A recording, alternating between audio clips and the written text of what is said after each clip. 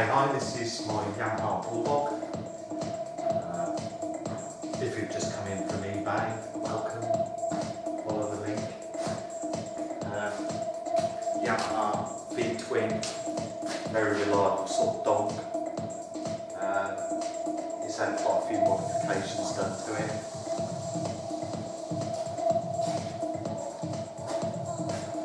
I suppose the best thing to do is have a look around it, tell you as I go.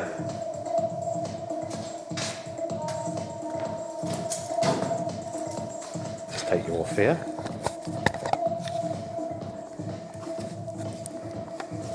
Okay, then starting at the front sliders have been polished, had all the nasty lacquer taken off and polished up. Headlight's been replaced with this rather nice little pyramid screen and a cluster of 3 headlights, the bottom one of which is only wired up on a dip. That's for daytime riding, because I like a light on during the day, and that's operated by a switch down here on the side panel. It's wired direct to the battery via this switch and a 15 amp fuse. This is a 20 amp missile type switch. There's also a blue LED up on the dash just to let you know that it's on, and there it is. It's very handy for putting up tents at night, that one, if you ever get caught out. Right. Rental bars, nice little grips, nice little grippy things. Paint job on the tank.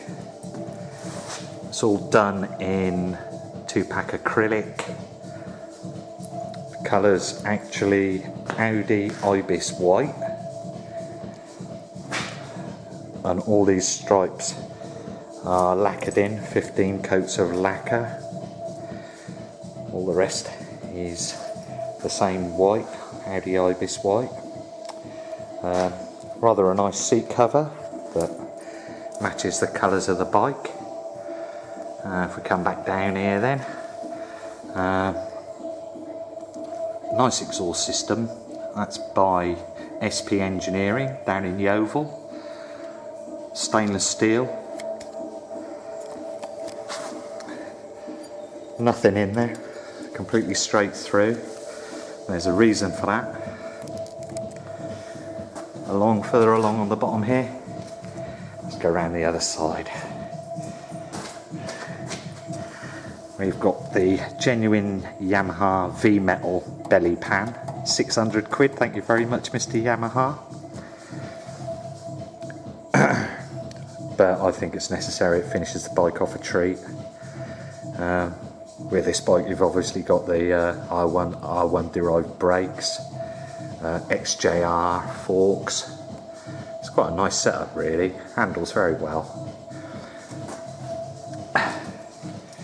And then we're on to the main ingredient. Okay, it's got twin Kuriakin hyperchargers fitted with custom trapdoors with Yamaha on. They were good fun to fit, and at 200 quid a chuck, it's a bit of a commitment, but we made the commitment anyway. If we take a look in here, we can see that all the inlet tract is fitted and goes straight on to the carburetor rubber here and straight into the carburetor. Now, there's a conflicting sort of opinions about hyperchargers, whether they do anything or not. On this they sort of start coming in at about 35 mile an hour. Difficult to tune on a dyno, because you don't get the wind blast, because they do rely heavily on sucking air, or air being pushed into these orifices through these butterflies here, and creating, well, ramming as much air into the cylinder as possible. That's basically the theory. So tuning these boys once we've got them fitted, after a few weeks of grunting and groaning and trying this and trying that. Carburetors have got Dynajet needles in, and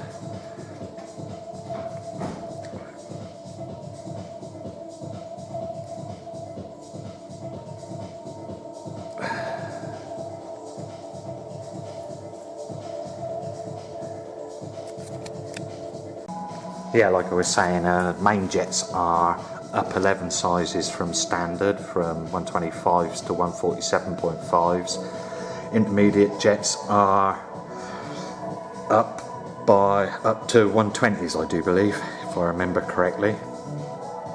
And the Dynajet needle is fitted on the second slot up from the bottom, so it's quite a big step up from standard. The airbox is gone, as we don't need it anymore, but in here you can just see there's a custom main engine breather system that comes off the back rear cylinder, comes up to an expansion a billet expansion chamber, and there's an air filter on that as well. I don't know if we can see it, but it's up under there somewhere. And it all works very well. This bike doesn't use any oil, doesn't leak any oil. It has a top speed of about, if you're brave enough to take it up to the limiter at 7,000 revs, you're talking just topping 130. It redlines at 6.5, which is about 125. I've been there, so it does actually do that. Where you benefit from all this is mid-range. The mid-range on this is stonking. No need to keep swapping cogs to go past the dawdling cars. Just crack her open in top, and it'll pull your arms out. Lovely. Anyway, I tuned all this on open pipes, so you start putting baffles in and you start losing performance. There are two sets of baffles for it, an intermediate set and a really closed up set, just for the MOT though, absolutely. So there you have it.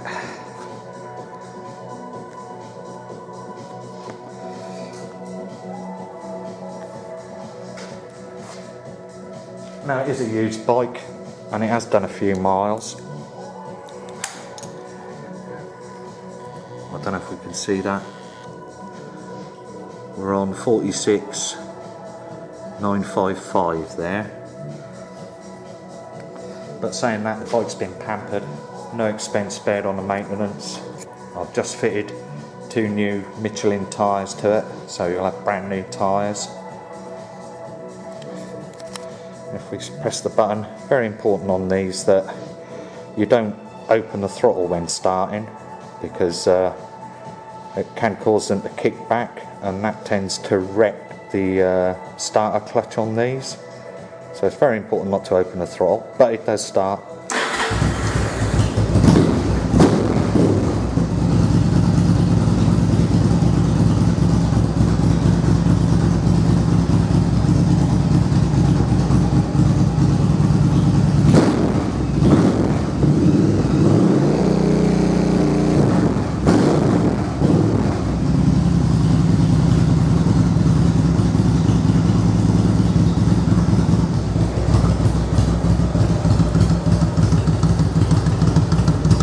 You can appreciate that it is quite noisy. It sounds lovely, especially when you crack it open.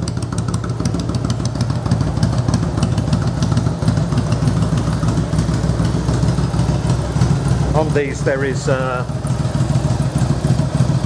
system where fresh air comes down from the filter and gets fed into the exhaust port here, and a nasty pipe that goes around the engine to a valve, which used to be situated up here, but that's all gone.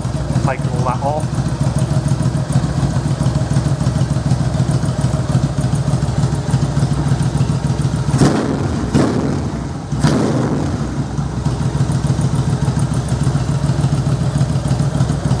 works beautifully. Runs like a watch.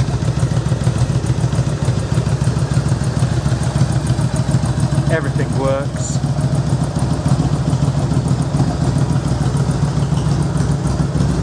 And in every respect, it is an absolutely stonking motorcycle.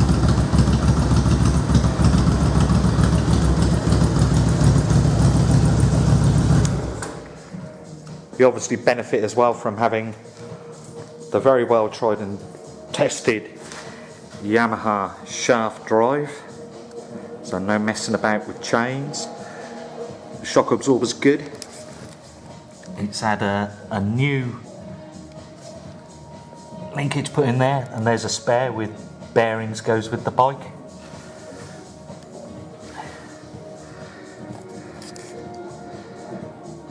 The original pipes come also.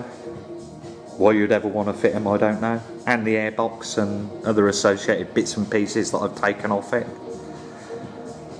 So why you'd want them, I don't know.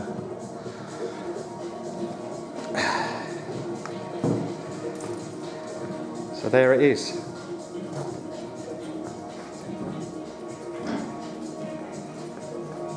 Now, because it's got a few miles on it,